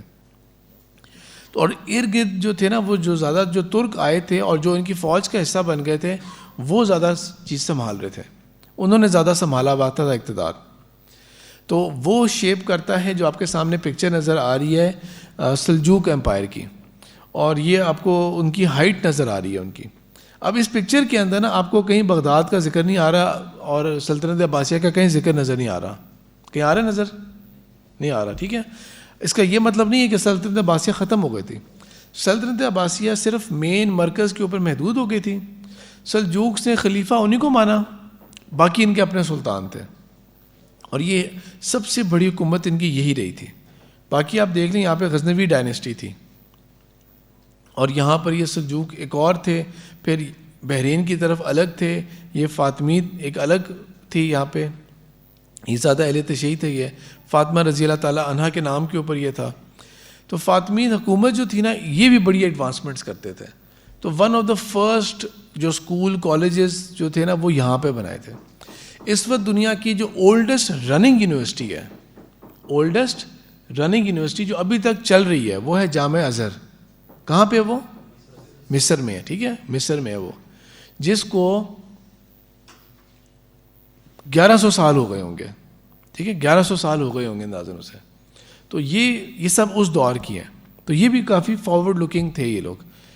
فقہ ان کی جو بھی الگ تھی، لیکن فارورڈ لکنگ اس سینس میں یہ لوگ بھی بہت زیادہ تھے. تو اب یہاں پر دیکھیں نا، اس کو اب ٹائم لائن بنانا تو مشکل ہو جائے گا، اور پلس اسپین میں کے اندر بھی ہے. تو سلطنت عباسیہ کو اس حد تک اگر سمجھے نا کہ وہ اگر خلیفہ بغداد میں بیٹھا ہوا ہے، تو وہ 750 سے لے کے 1258 تک لکھ لیں آپ لوگ اپنے پاس اگر کہ کوئی لکھ رہا ہے، 1258 تک، جب تک ہلاکو خان نہیں آیا تھا. پھر اس کے بعد اس خاندان کے کچھ لوگ تھے جو کہ ٹریول کر کے چلے گئے تھے مملوک سلطنت کی طرف. 1517 تک وہاں پہ رہے تھے وہ. کوئی نہیں جانتا خلیفہ کون کون گزرے ہوئے ہیں، بس ٹائٹل رہا تھا ان کے پاس، لیکن نام ہم نہیں جانتے خلیفوں کے نام کو. بس ہم ایک وہ شروع کی جانتے ہیں، معتصم باللہ کو جانتے ہیں جس کے اوپر ہلاکو خان نے آ کے کیا تھا، اور جس نے ایونچولی سلطنت عثمانیہ کو ٹائٹل ہینڈ اوور کیا تھا، متوکل نام تھا اس کا. اس طرح نام جانتے ہیں. بیچ کے لوگوں کے نام ہم نہیں جانتے. سچ ہرمین کس کے پاس تھا اس ٹائم کے اوپر؟ ہرمین جو تھا نا، وہ فاطمید کے پاس تھا کافی عرصہ تک. ہرمین جو ہے نا، وہ فاطمید کے پاس تھا کافی عرصے تک. تو فاطمید حکومت ختم ہوتی ہے، وہ میں آپ کو دوبارہ بتا دیتا ہوں. پھر اللہ تعالیٰ کی طرف سے کیا ہوتا ہے کہ 1137 میں صلاح الدین ایوبی پیدا ہوتے ہیں. یہ نہ تو یہ ترک ہیں اور نہ یہ عرب تھے، نہ یہ فارس کے تھے، یہ کرد تھے. کرد قوم کون ہے؟ کرد قوم وہ ہے جو آج کل کے اعتبار سے سیریا، عراق، ایران، ٹرکی، یہ سارے ممالک جس جگہ پہ ملتے ہیں نا، اس جگہ کے اوپر کرد قوم آباد ہے. کچھ ادھر ہیں، کچھ ادھر ہیں، کچھ ادھر ہیں، کچھ ادھر ہیں. ٹھیک ہے، تو یہ کرد ہیں. صلاح الدین ایوبی ان میں سے تھے، اور انہوں نے اپنی پوری زندگی لگائی تھی اسلام کی فتوحات کے اندر لگائی تھی. اور ایک جینیس بندے تھے، وہ صرف ملٹری پرسنل نہیں تھے، وہ عالم دین بھی تھے، سائنٹسٹ بھی تھے. ان کو مطلب کہ وار کرافٹ وہ چیزیں بھی بہت آتی تھیں، فقہ بھی بہتر جانتے تھے. میں نے آپ کو کل ایک واقعہ سنایا تھا، تو انہوں نے کسی عالم دین کو جا کے پوچھا نہیں تھا کہ اس صورتحال میں کیا ہوگا، کہ اگر ایک بچے کو خرید لیا ہے اور جب کہ وہ ناجائز ہے اور میں واپس کا، اب مجھے کیا کرنا چاہیے. انہوں نے خود اس کا جواب دیا تھا انہیں. تو وہ یہ سب چیزوں کا کومبو تھے وہ. تو اینی وے ان کے ٹائم کے اندر نا سلجوکس بھی رہتے ہیں، لیکن یہاں پر نا وہ ایک ایوبی سلطنت بنتی ہے. ہاں یاد آ گیا. آپ میں سے جس نے یہ ارطغرل ڈرامہ دیکھا تھا، تو اس کی پہلی سیزن کے اندر وہ ایوبی بھی تھے. اس کے اندر آپ کو یاد ہوگا حلیپو تھا، حلیپو جو بول رہے تھے جس شہر کو، وہ حلب بول رہے تھے، ایلیپو جو ہے نا اس کے اندر ہے. تو وہ اس کے اندر جو تھا وہ ایوبی تھے. وہ صلاح الدین ایوبی کے نہیں پوتا تھا، وہ صلاح الدین ایوبی کا پوتا تھا وہ. تو بہرحال صلاح الدین ایوبی کی سلطنت جو تھی نا، وہ زیادہ عرصہ نہیں چلی تھی، اور بیٹے بھی بہت جو ہے نا وہ کمزور تھے. وہ تو اس میں بھی نظر آتا ہے کتنا کمزور بیٹا ہے. تو لہٰذا اس کی جو فوج رہ گئی تھی نا پیچھے، انہوں نے ایک الگ سلطنت اپنی قائم کی تھی. اس کو بولتے ہیں مملوک بولتے ہیں. ان کی ایک بہت اچھی خدمت ہے، اور وہ خدمت یہ ہے کہ انہوں نے حرم کو، مدینہ کو اور مسجد اقصیٰ کو بہت سال سنبھالا تھا. ان کی بہت اچھی خدمت ہے یہ. صلاح الدین ایوبی نے فاطمید کی حکومت ختم کی تھی، مسلمانوں کے کنٹرول میں آ گیا تھا. لیکن جب صلاح الدین کی اگلی نسل جانشین جو تھے وہ نااہل نکلے تھے، تو بجائے انارکی میں جاتے نا، انہوں نے اس خطے کو سنبھالا تھا. کیونکہ سلطنت عباسیہ کا کوئی حال نہیں تھا، سلجوق خود کمزور ہو چکے تھے. تو اگر اس ایریا کو سنبھالا تھا اور امن کے ساتھ حج ہو رہا تھا، تو وہ ان پہ کریڈٹ جاتا ہے. یہ ان کی ڈیٹس نیچے لکھی ہوئی ہیں. آپ لوگ اگر آپ میں سے کوئی نوٹ کرنا چاہتا ہے تو ان ڈیٹس کو نوٹ کر لیں ساتھ ساتھ. اچھا یہ عقائد لکھا ہوا ہے، ٹھیک ہے. سائنسدانوں کے عقائد کے اوپر انگلی اٹھاتے ہیں، وہ ہم جیسے نااہل اٹھاتے ہیں نا انگلیاں، وہ ہم جیسے اب لوگ نااہل اٹھاتے ہیں انگلیاں. کیونکہ اب ہماری سوچ کا مرکز کیا ہوتا ہے، یہ بہت اچھا سائنسدان ہے، یہ فلانا ہے. پہلے تو ہم دیکھیں گے نا کہ یار یہ کس مسلک سے بلانگ کرتا ہے. پہلے تو اس کو وہاں پہ ٹٹول کے دیکھو نا، باڑ میں گیا اس کا سائنس، باڑ میں گیا اس کے علوم. پہلے تو دیکھو یہ کس مسلک کو بلانگ کرتا ہے یہ. ٹھیک ہے. اور مسلک کے اندر بھی اگر فار ایگزامپل بائی چانس آپ کے مسلک کے اندر آ رہی ہے، تو پھر آپ مزید کہیں گے نہیں میری والی جو بالکل یہ والی سوچ ہے نا، اس کی تک کہاں پہنچا ہوا ہے. تو ہم کوشش کرتے ہیں ہر بندے کو کلین بولڈ کرنے کی. یہ ہماری آج کل کے زوال کی سوچ ہے، یہ ہمارے آج کل کی زوال کی سوچ ہے. ٹھیک ہے. یہ وہ دور ہے ہمارا کہ جب ہم اللہ کے رسول صلی اللہ علیہ وسلم کی اس حدیث کے اوپر عمل کر رہے تھے کہ علم اور حکمت جو ہے وہ مومن کی میراث ہے، جہاں سے ملتی ہے وہ لے لیتا ہے اسے. تو یہ نہیں دیکھتا کہ یہ ہندوؤں سے مل رہی ہے مجھے، وہ چینیوں سے مل رہی ہے، کہاں سے مل رہی ہے. تو یہ جو ہم نے سارا علم جمع کیا تھا نا، لٹرلی ہم جیسے جاہل ہوتے ہیں نا اس دور میں، تو ہم تو ان کی کتابوں کو آگ لگا دیتے سب سے پہلے کہ یہ دو کافر ہیں اور یہ ہیں وہ ہیں. انہوں نے ان کی کتابیں لیں، ٹرانسلیٹ کیں، سمجھا اور سمجھ کے کہہ دیا کہ نہیں یہ تو غلط بات کہہ رہے ہیں کہ یہ آنکھ سے روشنی نہیں جاتی، بلکہ روشنی تو ریسیو کرتی ہے آنکھ. اور پھر ابن سینا نے اس کا علاج نکالنا شروع کیا تھا.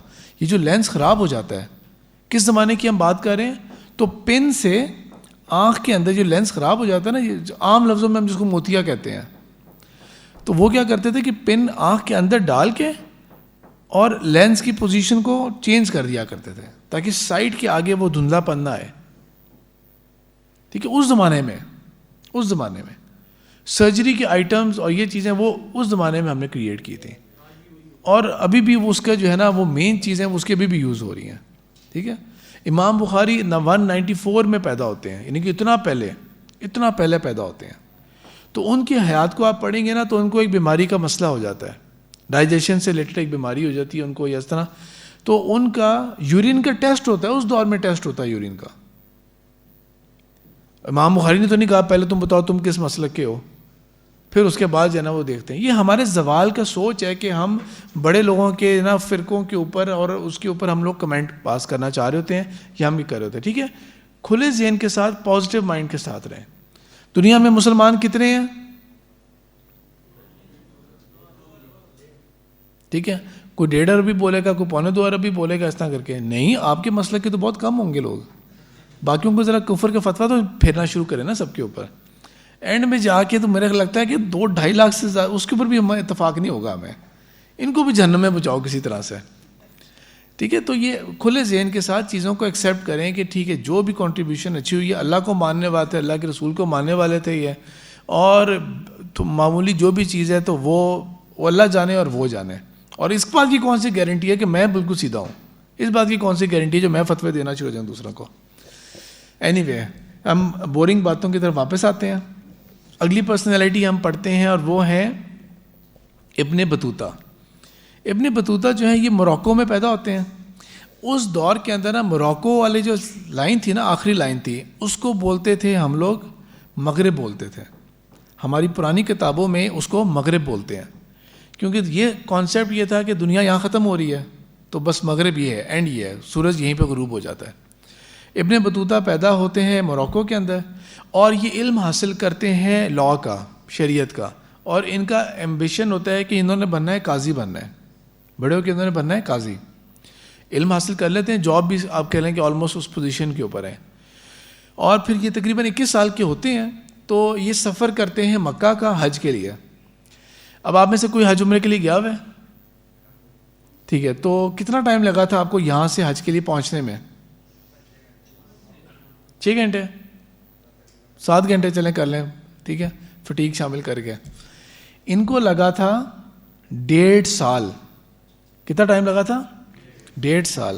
یہ ہے موروکو, افریقہ کے آخری سائڈ. یہاں سے آل دا وے انہوں نے ٹریول کیا تھا, یہاں سے اور یہاں تک گئے تھے مکہ. 1.5 سال لگا تھا.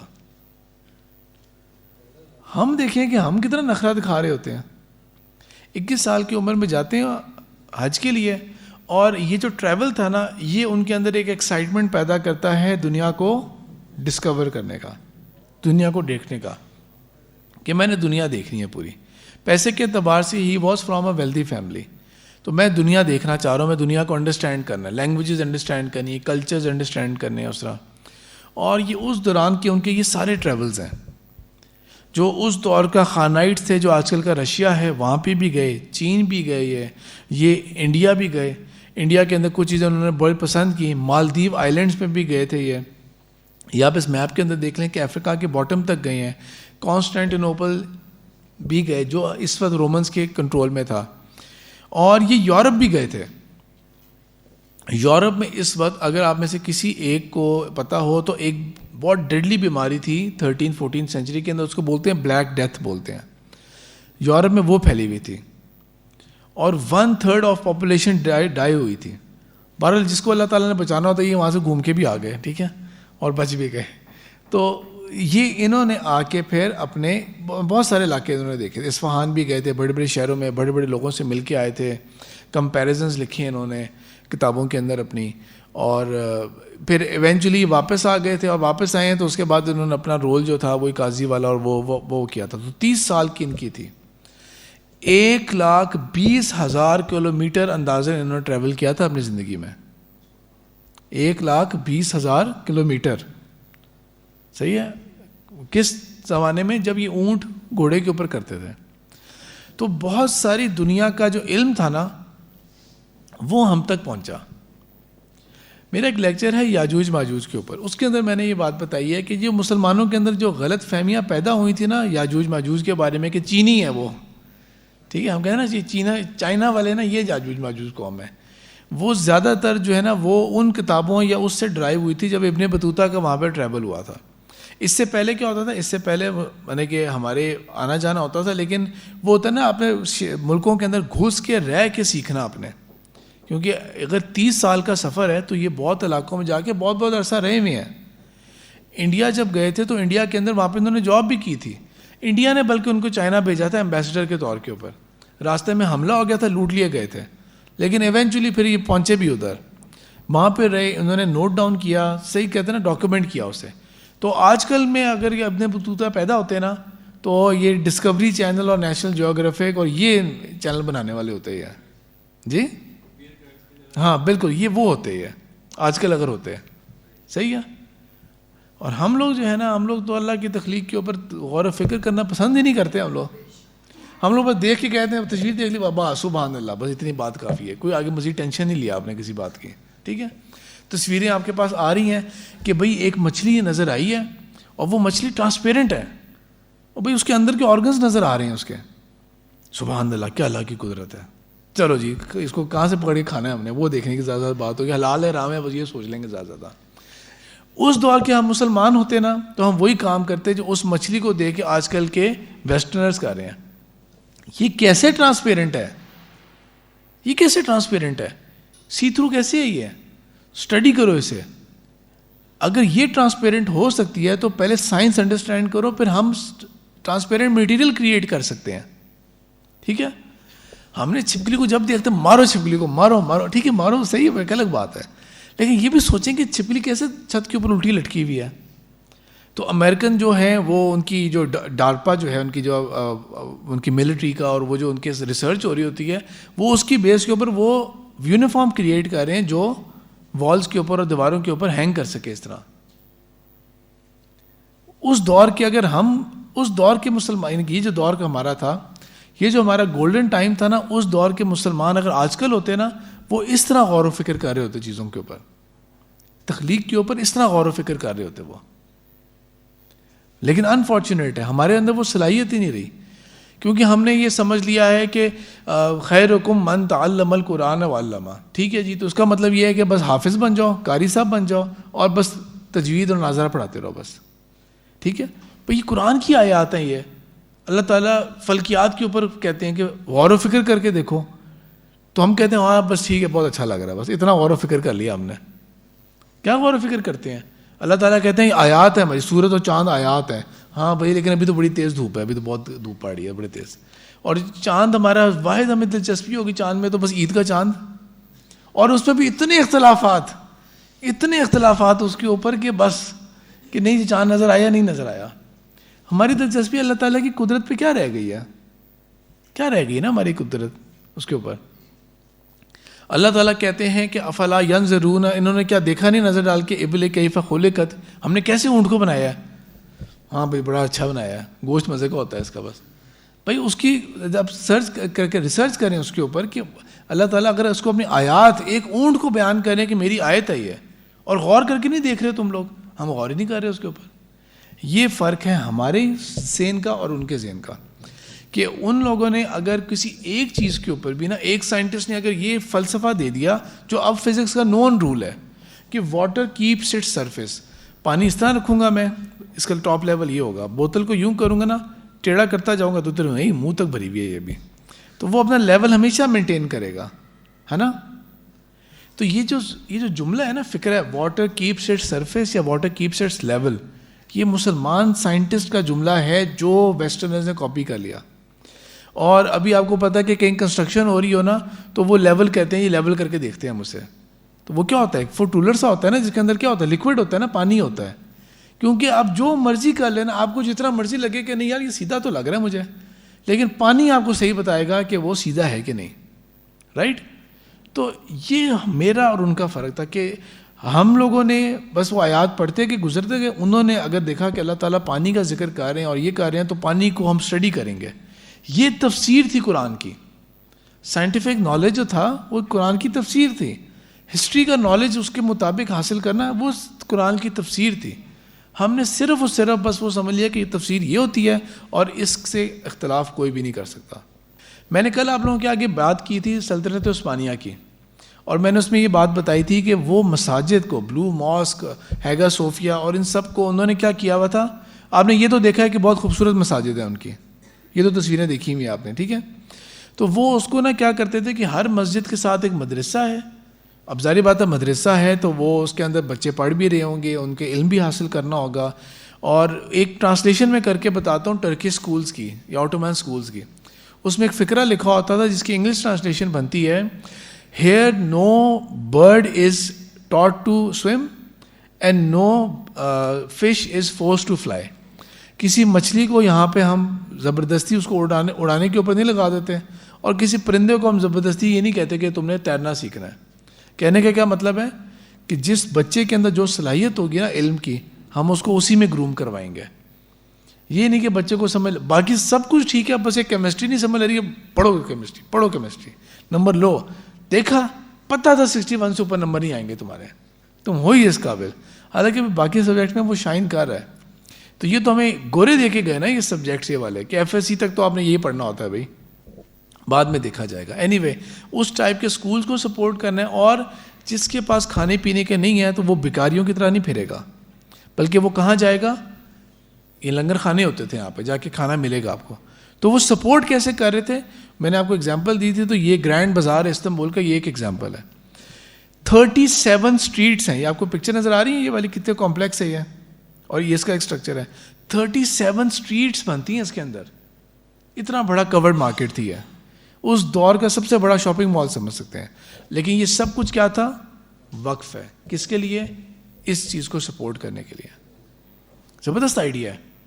اللہ کے رسول صلی اللہ علیہ وسلم اور اسلام نے ہمیں ایک وقف کا ایک لا دیا تھا, اس کو بیسٹ یوٹیلائز کیا تھا آٹومنس نے, جو جگہ ہیں ان کو وقف کرنے کے اوپر. سلطنت عثمانیہ کا ٹائم شروع ہوتا ہے 1299 سے, 1299, ٹھیک ہے, سلطنت کی بات ہو رہی ہے. جس طرح ابھی اور بھی بہت ساری سلطنتیں ہیں اس وقت, ڈھیر سلطنتیں تھیں, لیکن میں اس وقت کا مطلب یہ ہے کہ اس وقت کی بات کر رہا ہوں.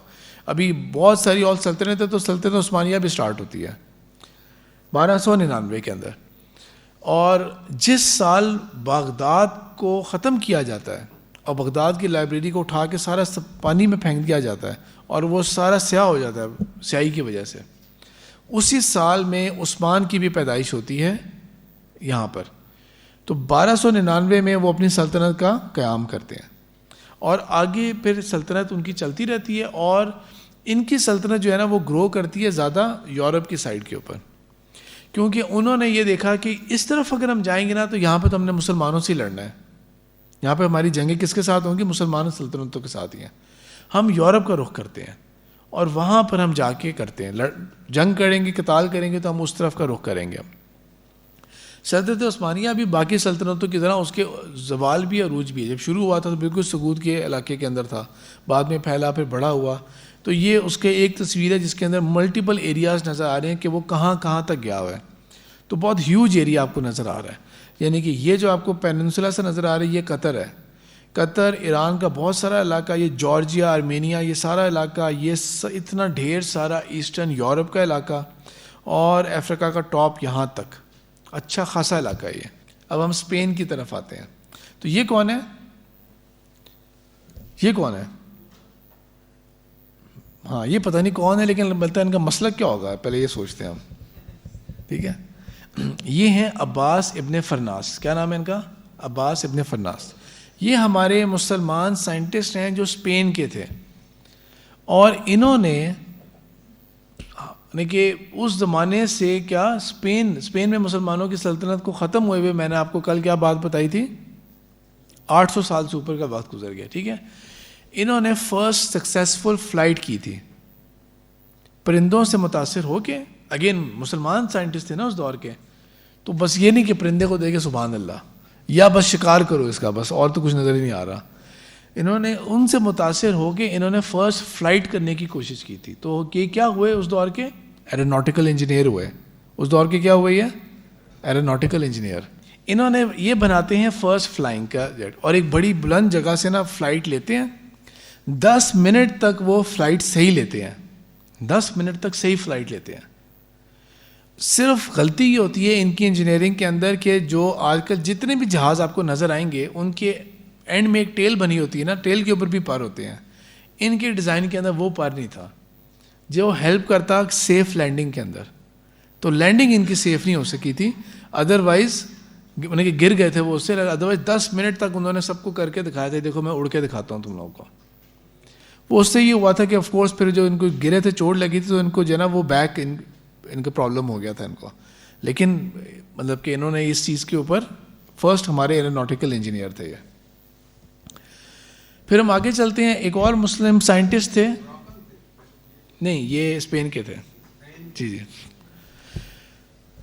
پھر اس کے بعد ایک اور اسپین کے تھے، یہ سائنٹسٹ تھے، انہوں نے ایک آئی انفیکشن کا علاج نکالا تھا جو کہ پھر ہمارے ایونچولی ورلڈ وار 1 تک وہی علاج فالو ہوتا رہا تھا جو انہوں نے نکالا تھا علاج کا. 800 سال سے زائد عرصہ اور علاج وہی چل رہا تھا. آگے چلتے ہیں ہم لوگ. اسپین کی سلطنت ہماری یہ تھی، لیکن انفارچونیٹلی یہ پھر 1492 میں ختم ہوئی تھی. مسلمانوں کے 3 بڑے شہر تھے یہاں پہ، گرانیڈا، کورڈوبا، تلیتوا، یہ 3 مین بڑے شہر تھے مسلمانوں کے. ٹھیک ہے، تو یہاں پر یہ علم کا مرکز تھا. اچھا، پھر اس کے بعد ہم یہ ایک آٹومین سائنٹسٹ کی کارٹوگرافر کی طرف آتے ہیں. کارٹوگرافر کون ہوتا ہے؟ جو نقشے بناتا ہے. جو پہلے ہم نے ادریسی کو دیکھا تھا جنہوں نے عجیب سا نقشہ بنایا تھا، یاد ہے نا، وہ سمجھ نہیں لگ رہی تھی. تو یہ کارٹوگرافر تھے آٹومینس کے. ٹھیک ہے، ان کا نام نیچے رائٹ ٹاپ پہ کیا، باٹم پہ کیا لکھا ہوا ہے؟ یہ شروع میں کیا لکھا آ رہا ہے؟ ہاں یہ حاجی ہے اصل میں، کیونکہ ٹرکش کے اندر نا جے کو وہ سی کرتے ہیں نا اسے. ٹھیک ہے، تو یہ حاجی اصل میں نام ہے ان کا، احمد محی الدین پیری. تو یہ نہ سمجھ کے بیٹھ جانا کہ وہ پیر تھے یہ. ٹھیک ہے، مسلک کے اوپر نہ جانا اس کے اوپر. انہوں نے، ان کی کتاب جو تھی وہ سب سے ہائی ویلیوڈ ہوتی تھی نقشوں کے اوپر. ان کی کتاب جو تھی نا نقشوں کے اوپر. اور یہ اگلی پکچر کے اندر دیکھیں کہ کتنا زبردست پرسائز نقشہ نظر آ رہا ہے آپ کو. ٹھیک ہے، کتنا پرسائز نقشہ آپ کو نظر آ رہا ہے اس کے اندر. تو ان کا بھی کمال کیا تھا؟ ان کا کمال یہ تھا کہ سارا دنیا کا نقشہ انہوں نے، دنیا جہان کے جتنے لوگ بھی کارٹوگرافی بنائی تھی نا، انہوں نے سب کو جمع کیا تھا. ٹھیک ہے، آپ کو میں یہ کام دے دوں نا کہ جائیں اور 4 تفاسیر کی کتابوں کو کمپائل کر کے لے کے آئیں تو تھر گھوم جائے گا. صحیح ہے، تو یہ تو انہوں نے کیا کیا، تمام جہان کے نقشوں کو کمبائن کر کے اور یہ نقشے کے اوپر آئے تھے، اپنی آبزرویشن، دوسروں کی آبزرویشن. کیونکہ یہ وہ دور تھا جب مسلمان اس حدیث پہ عمل کیا کرتے تھے کہ علم جو ہے وہ مسلمان مومن کی ہی میراث ہے. وہ یہ نہیں دیکھتا کہ اس کو کہاں سے وہ علم حاصل ہو رہا ہے، بس وہ علم لے لیتا ہے، اس علم کو حاصل کر لیتا ہے. میں نے پھر آپ لوگوں کو کل بتایا تھا تو اس کو میں کمپلیٹ کر رہا ہوں یہاں پہ کہ اس آٹومن امپائر کے اندر سلیم تھا جس نے پھر ایونچولی خلافت کا ٹائٹل بھی پھر آٹومنس کو ملا تھا. 1517 کے اندر جب مصر کی طرف گیا تھا تو وہاں پہ وہی پرانے عباسی خاندان کے جو تھے، متوکل نام تھا اس کا، نہ دنیا مسلم امت جانتی ہے. ایون میں نے آپ لوگوں کو بتایا تو ہر کوئی یہ جانتا ہے کہ 1298 میں ختم ہو گیا تھا. ٹھیک ہے، 558 میں ختم ہو گئی تھی سلطنت عباسیہ. تو بس خلیفہ یہاں پہ آ گئے تھے اور خاندان لے کے چلتے رہے اور مملوک تھے یہاں پہ. تو لہٰذا یہاں پہ ٹائٹل دے دیا جاتا ہے کس کو؟ سلیم کو. فرق کیا ہے کہ جب بادشاہت جو تھی کریٹ ہوئی تھی بنو امیہ کی تو لیا تھا ٹائٹل خلافت کا. بنو عباس کے پاس آئی تھی، انہوں نے لیا تھا ٹائٹل. آٹومن امپائر کو دیا تھا ٹائٹل. وردی ہیں یہ لوگ اس چیز کے، کیونکہ پاور بھی ان کے پاس ہے. اب ہم کسی اور سلائڈ پہ جاتے ہیں. تو اس کے بیٹے ہیں سلیمان دا میگنیفیسنٹ. ٹھیک ہے، ہماری کتابوں میں سلیمان دا میگنیفیسنٹ نام تو نہیں آتا، ہماری کتابوں میں ان کا نام آتا ہے سلیمان قانونی، کیونکہ انہوں نے لاز بہت سارے نئے نکالے تھے. ٹھیک ہے، میگنیفیسنٹ جو ہے نا ان کو یورپینز نے نام دیا تھا. یہ ان کی سلطنت ہے. دیکھیں کتنی پھیلی ہوئی سلطنت ہے، یہ کتنی پھیلی ہوئی سلطنت ہے. اور بہت زبردست باتیں ان کی سلطنت کی وہ بتائی جا سکتی ہیں. ذرا ہم آگے جاتے ہیں، اب یہاں سے اس کو بھی چھوڑتے ہیں. یہ ایک آرکیٹیکٹ تھے جو سلیمان کے دور کے اندر کے تھے. ان کا نام ہے سنان. تو اگر آپ میں سے کبھی کوئی آرکیٹیکچر یا آپ کے ریلیٹیو آرکیٹیکچر میں جائے، ان سے جا کے پوچھیں کہ سنان آرکیٹیکٹ کسے کہتے ہیں، تو یہ جو آپ کو ٹرکش بلڈنگز اس طرح کی نظر آتی ہیں نا، وہ ان سے ایٹریبیوٹ ہوتا ہے. یہ ان کے اوپر بنا ہوا ہے. معمار کنسٹرکٹر کو کہتے ہیں سنان. ٹھیک ہے، انہوں نے یہ کنسٹرکشنز کی تھیں. یہ ان کے کریڈٹ کے اوپر بے شمار مساجد اور ڈفرینٹ چیزیں ہیں. اور انہی کا ایک اسٹوڈنٹ تھا جس نے اکبر کے دور کے اندر یہ محل بنائے تھے دہلی، لاہور اور آگرہ کے. ٹھیک ہے، انہی کے اسٹوڈنٹ تھے وہ. تو اس طرح اگر ہم لوگ ڈائمینشنز دیکھنا چاہیں نا کہ کیا کیا ڈائمینشن کے اندر ہیں، کہ واریر گورننس کے اندر، سائنس کے اندر، میڈیسن کی فیلڈ کے اندر، آرکیٹیکچر کے اندر، کیلیگرافی کے اندر اتنی لائنز، اتنی فیلڈز، اتنا کچھ نکلتا ہے. تو آپ کو پتہ ہے کہ ابن حیثم نے سب سے پہلے وہ لائٹ کے اوپر اسٹڈی کی تھی، اور انہوں نے یہ انڈرسٹینڈ کیا تھا کہ لائٹ جو ہے نا وہ اسٹریٹ لائن میں ٹریول کرتی ہے.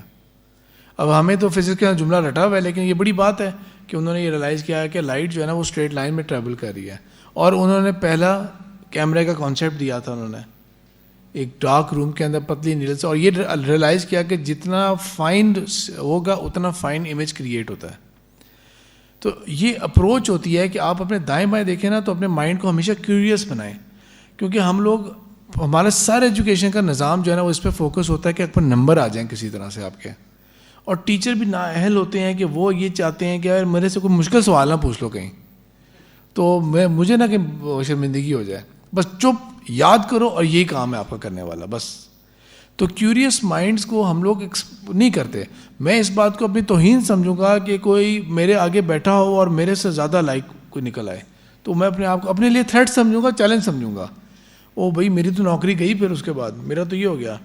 تو یہ ہمارے جو اس طرح کی گئی گزرے ذاتیات ہیں نا، ہاں میری نوکری جائے گی، بالکل جائے گی اگر میں نااہل ہوں، تو لہٰذا میں اپنے آپ کو اس قابل کروں، اپنے آپ کو اور ایکسپلور کروں، ایکسپینڈ کروں، اور آگے علم حاصل کروں، کتابیں پڑھوں. تو میں آپ لوگوں کے ساتھ نا یہ کتاب شیئر کر رہا ہوں. اس کا ٹائٹل پڑھا جا رہا ہوگا آپ لوگوں سے، 1001 انوینشنز. ٹھیک ہے. پبلشر کون ہے؟ یہ اسکوائر کس کا آتا ہے؟ یہ ریکٹینگل سا نیشنل جیوگرافک کا. ٹھیک ہے. یہ بک آپ لوگ دیکھ لیں ابھی آ کے بے شک بعد میں. اور اس کے اندر انہوں نے ڈھیر چیپٹرز بنائے ہیں. میں اس کو رینڈملی دیکھوں، یہ دیکھیں اسکول کے اندر ایگریکلچر کا مسلم نے کیا کیا، میتھمیٹکس کے اندر مسلم نے کیا کیا تھا، کیمسٹری کا ٹائٹل آ گیا ہے، آرٹس اسکرپچر کس طرح کرنا شروع کیا، اور اسی طرح ہی اس کے اندر یہ جو آ رہا ہے واٹر کے اوپر، واٹر سائنس، ٹریڈ کے اوپر مسلم کی کیا ایڈوانسمنٹس تھیں، کرنسی کے اوپر کیا کیا تھا، نوٹ شیئرنگ کے اوپر، فارمیسی، میڈیکل، ٹاؤن پلاننگ، پھر اسی طرح ہی یہ اس کے اور کیسلز اور keeps, public bath, washroom, sanitation. Spain کے اندر اتنی اسٹریٹ لائٹس تھیں اور واٹر کا اتنا اچھا سینیٹیشن کا سسٹم تھا کہ جو ابھی بھی ہمارے نہیں ہوتا، ہم ابھی بھی اس چیز کو رو رہے ہوتے ہیں. اسپین کے اندر وہ چیز ہوا کرتی تھی. گارڈنز، فلاورز کے اوپر ہے کہ وہ مسلم نے اس کے اوپر کیا اسٹڈی کی، ارتھ سائنسز، نیچرل فنومینا، اور میپس کے اوپر کارٹوگرافی جسے بولتے ہیں، نیویگیشن، نیول، گلوبل کمیونیکیشن، ٹیلیسکوپس، پھر آگے وہ فلکیات کی طرف چلے گئے ہیں. 1001 انوینشنز، 1001 انوینشنز کی بک کا ذکر ہو رہا ہے. ٹھیک ہے. تو ہمارا ایک بہت پاسٹ ہے ہمارا. ایک میں اینڈ میں ایک اور بات بھی شیئر کرنا چاہتا ہوں جو آپ میں سے شاید کسی کو بھی کیوریوسٹی نہ ہو اس بارے میں، لیکن میرے لیے یہ بہت بڑا سوال تھا کہ غلامی کا تصور how is it compatible with Islam, اور پھر ختم ہوا تو اسلام کا کیوں اس میں رول نہیں تھا. تو ایک میرا آپ کو ایک بہت لمبا لیکچر مل جائے گا، وہ میں نے اپنے لیے کیا تھا خود علم حاصل کرنے کے لیے، اور جو سمجھ لگے میں نے کہا بہتر یہ ہے کہ اس کو ریکارڈ کر لیتے ہیں. تو نیکسٹ سلائیڈ اس سے ریلیٹڈ ہے کہ پہلی دنیا کے اندر جب غلامی کو ایکچوئل ختم کرنے کی ایفرٹ ہوئی تھی نا، تو وہ مسلمانوں نے ہی کی تھی. وہ افریقہ کی ایک سلطنت بنی تھی، انہوں نے غلامی کو ایکچوئل ان فل ٹوٹیلٹی بین کرنے کی بات کی تھی. تو اب ہم اس سوال کی طرف آتے ہیں جہاں سے ہم نے کہ غالباً کہیں سے بات شروع کی تھی. اب ہم آج کل کہاں کھڑے ہیں؟ وہ کیا تھا پاسٹ، ہمارا گلوریس پاسٹ، گولڈن پاسٹ تھا، اور ہم آج کہاں کھڑے ہیں؟ آپ کے ساتھ نا ایک ڈسکشن کی جاتی ہے، مثال کے طور پہ کہتے ہیں کہ وہ جو سامنے پہاڑ نظر آ رہا ہے یہاں سے ایک ٹریل جاتا ہے، یہ ٹریل جائے گا ٹریل 5، اور پیچھے سے وہ KPK کی طرف جائے گا، اور ہم یہاں سے نا 2 دنوں کے اندر ہم وہاں پہنچیں گے. تو یہ کرنا پڑے گا، وہ کرنا پڑے گا، تو یہ جانا ہے. اب جو کبھی بھی نہیں گیا ہوگا نا وہ کہے گا یار پتہ نہیں کتنا لمبا سفر ہوگا، رات کیسے گزارتے ہوں گے، بیچ میں کیا ہوتا ہے، کیا پریشانی ہوتی ہے، یہ نہ ہو کہ میں آدھے گھنٹے میں تھک جاؤں گا تو کیا ہوگا. تو جو چیز آپ نے کبھی دیکھی نہیں ہوتی نا، آپ گئے نہیں ہوتے، تو آپ کے نا بہت سارے فیئرز ہوتے ہیں کہ یار پتہ نہیں کیا ہوگا، اتنا لمبا راستہ، کوئی گھنٹے کا ہوتا تو بندہ تجربہ کر لے، کہہ رہے ہیں 2 دن لگیں گے، کیمپنگ کر کے جائیں گے. لیکن فرض کریں کہ آپ نے کبھی اس سے پہلے نا 2-3 دفعہ کیمپنگ کی ہوئی ہے اور آپ نے اس طرح کے ٹریلز گزارے ہوئے ہیں، تو آپ کہیں گے، آپ کو کوئی دعوت دے گا، آپ کہیں گے مسئلہ ہی کوئی نہیں ہے، میں نے پہلے بھی کیا ہوا ہے، میں پھر بھی کر سکتا ہوں. اور مجھے اس کے اندر کوئی نئی چیز کا تجربے کی کوئی بات نہیں ہے, میں نے پہلے بھی کیا ہوا, I have done it before, I can do it again. تو یہی ہم مسلمانوں کا حال یہ والا ہے کہ ہم لوگوں نے ہی ایک زمانے میں یہ کیا تھا, عروج حاصل کیا تھا, اور ہم ہی دوبارہ یہ کر سکتے ہیں. وہ دنیا کی ہم کوئی ان قوموں میں سے نہیں ہے کہ جن کو کبھی بھی عروج نہیں نصیب ہوا تھا. ہم نے پہلے بھی کیا تھا, ہم پھر بھی کر سکتے ہیں. جو کمی ہے ہاں اس کو ہم نے فوکس کرنا ہے, اس کمی کو ہم نے پورا کرنا ہے, اور وہاں سے ہم نے نا ٹرو سینس کے اندر مسلم اسکالرس پیدا کرنے ہیں جو کہ جاب کے لیے نہیں کر رہے ہوتے بلکہ علم کے فائدے کے لیے کر رہے ہوتے ہیں. ابھی تھوڑی دیر پہلے آپ میں سے کسی ایک کے ساتھ میری بات جو ہو رہی تھی تو میں نے ان کو یہ بات بتائی تھی کہ ہمارے یہاں لوگ پی ایچ ڈی بھی کرتے ہیں نا, تو وہ کرتے ہیں صرف نام کے ساتھ تاکہ ڈاکٹر لگ جائے, تو لوگ عزت سے بلا لیا کریں گے, کوئی نوکری پکی ہو جائے گی, کچھ اس طرح کے عزت افزائی ہوتی رہے گی.